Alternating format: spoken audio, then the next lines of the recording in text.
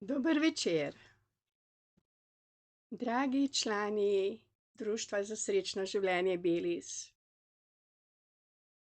Glede na to, da imamo že 152. Zoom danes, mi dovolite, da vam zaupam, kaj za mene pomeni Božje življenje.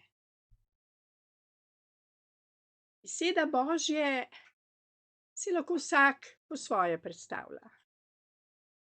Marsikdo ima bolečino, ko sliši Božje, ker misli, da je Bog vse kriv za vse probleme tega sveta. Pa to ni res. Bog za vse zlo na zemlji absolutno nima nobene odgovornosti. Prav nobene.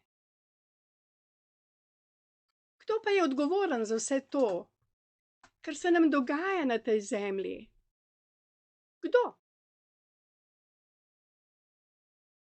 Odgovorni smo mi sami. Odgovorni smo za vsako svojo misel, za vsako svoje dejanje in za vsako besedo, ki jo izgovorimo. Mi smo odgovorni. Zakaj imamo Sveto pismo? Zakaj imamo priroke? Zakaj je toliko apostolov že hodilo po tej zemlji in so oznanjali pot do Božjega kraljestva na zemlji? Kaj pa so delali farizeji, globalisti, lažni duhovniki s temi ljudmi? Kaj so delali z njimi? Vemo, kaj. Ženske so zažigali, moške so dali na križ, jih obešali, kamenjali. Zakaj? Zato, ker marsikdo na tej zemlji ne prenese resnice. Je noče, ker želijo nekateri ljudje vladati, manipulirati, delati tisto, kar je za njih v danem trenutku najboljše, najbolj enostavno. In vendar se moramo nekaj prav vsi zavedati. Božje kraljestvo prihaja na zemljo. Pa če se ljudje še tako upirajo, pa če ga še tako želijo zaustaviti, pa če še tako preganjajo verne in Božje ljudi, Božje kraljestvo prihaja. Prihaja. Če verjamete ali ne, prihaja. Ker Bog ni Bog, ki laže. Bog je dal obljubo, da bo na zemlji tudi raj. Zdravje, veselje, radost. In da bojo pravični poselili to zemljo. To je Božja obljuba. Vendar je dal vsem nam čas. Čas, ko se lahko vsak osebno odloči, ali bo šel iz poti, ki vodi v smrt, na pot, ki vodi v radost, v zdravje, v življenje. To je naša svobodna izbira. Imamo svobodno voljo, zakaj se bomo odločili. Ali za smrt, za trenutne užitke, za trenutno bogastvo, ki je minljivo, ali za življenje, za brezpogojno ljubezen, ki je tudi prva alineja 9. člena našega statuta za srečno življenje Belis. Kdor si odločil za brezpogojno ljubezen, gre po pravi poti. Gre po poti, ki vodi v življenje, v radost, v zdravje, v mir, v lepe medsebojne odnose, v blagostanje, v obilje. Kdor pa to zanika, kdor dela proti življenju, kdor dela proti resnici, kdor ubija ljudi zavestno ali nezavestno, kdor podpira evtanazijo, kdor podpira splave, Kdor podpira ta strupena cepljenja in piše recepte s strupi, dokler se ne bojo pokesali, bojo na poti v pekel. Tisti večni pekel, ki se mu reče smrt. Res je, ljudje verjamejo v smrt, saj bomo vsi umrli. Ni res. Ne bomo vsi umrli.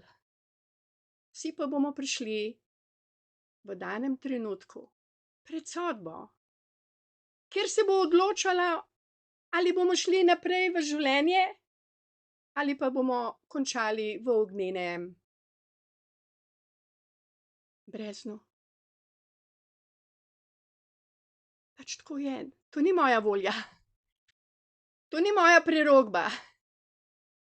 To je prerokba, ki piše resnico, ki je zapisana v Svetem pismu, ki jo poznajo sveti in ki jo poznajo vsi tisti, ki smo se že spreobrnili od poti, ki nas je vodila v smrt, na pot, ki nas vodi v lepše življenje. In kaj je Božje življenje? Kaj je to čudovito Božje življenje? Že samo ime pove, da je to življenje, ne trpljenje, in da je to Božje od našega stvarnika, ki nam je dal življenje, ki je ustvaril prečudovito nebo s soncem, z luno, zvezdami, prečudovito zemljo, z morji, otoki, vodami, jezeri, zemljo, na kateri raste toliko najrazličnejšega sadja, toliko najrazličnejše zelenjave, v kateri se sprehajajo čudovite živali. V morju so čudovite ribe, na nebu čudovite ptice, na poti, kjer hodimo, pa cvetijo rože. To nismo mi naredili. To je ustvarjeno. Mi, kot otroci življenja, smo tudi ustvarjeni po Božji podobi in vdahnen nam je bil duh življenja, da lahko živimo. In če nas ta duh zapusti, pač umremo. In dokler bomo imeli ljubezen, dokler bomo imeli duha življenja v sebi, bomo živeli. Le kako je Gospod Jezus Kristus zdravljal? Zelo preprosto. Z ljubeznijo, v moči Svetega Duha. Ker kdor ima Svetega Duha, je živ, je zdrav, živi, se radosti. Kdor se jezi, kdor sodi, ta duh odide. In bolezni pridejo. Staranje pride, smrt pride, problemi pridejo, vojne. In vendar, ko se odločimo za življenje, za radost, za Božje življenje, nam ta ljubezen do življenja počasi vse vrne. Jaz osebno vem, da ko sem sodila zdravnike, sem izgubljala svojo radost in svoje zdravje. In hvala Bogu, da sem odpustila jim. Da sem se ponovno za ljubezen odločila. Da sem res vsem vse odpustila, ker čutim, da se mi vse, kar sem izgubljala v letih žalovanja, trpljenja, sodbe, vse sem izgubljala. Imela sem kar precej nesreč, poškodb, finančne izzive. Bilo je zelo težko obdobje. Ampak, če bi takoj odpustila, blagoslovila, bi mi bilo marsikaj prihranjenega. In hvala Bogu, da sem dojela, da moram jaz odpustiti. Ne bojo se ljudje okrog mene spremenili. Ne bojo zdravniki k meni prišli in rekli: "Oh, gospa, kaj samo se, ker smo vam naklepno umorili vašega otroka." Ne bodo prišli niti sodniki, ki so me lažno obsodili, k meni in rekli: "Žal nam je, gospa, ker smo to storili." Predolgo bi čakala, mogoče 2000 let. In mogoče ne bi nikoli dočakala. Vendar, ker sem se sama odločila, da sem jim odpustila v imenu te brezpogojne ljubezni, o kateri vedno znova in znova govorim, kako pomembna je za vse nas, kako je zdravilna,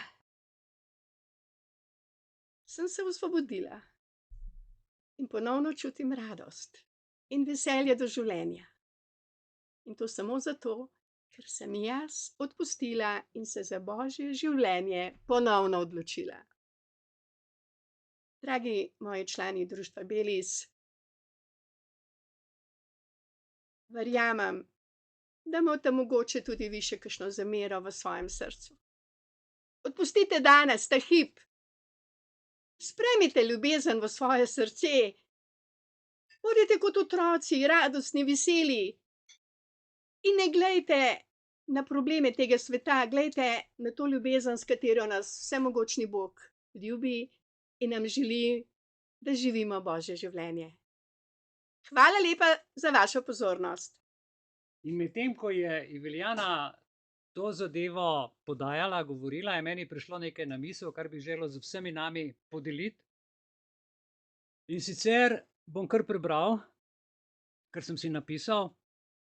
Ko je Bog ustvaril ribe, je govoril morju. Ko je ustvaril drevesa, je govoril zemlji. In ko je Bog ustvaril človeka, je govoril sebi. Kaj se zgodi, če vzamete ribe iz morja? Umrejo. Kaj se zgodi, če drevo izpulite iz zemlje? Umre. In kaj se zgodi, če se mi odklopimo od Boga? Umremo. Voda je naravno okolje ribam, zemlja je ekosistem za naravno okolje drevesom, človekovo naravno okolje je prisotnost Boga. Ustvarjeni smo bili v njegovi prisotnosti in v njegovem okolju, da v duhu živimo z njim.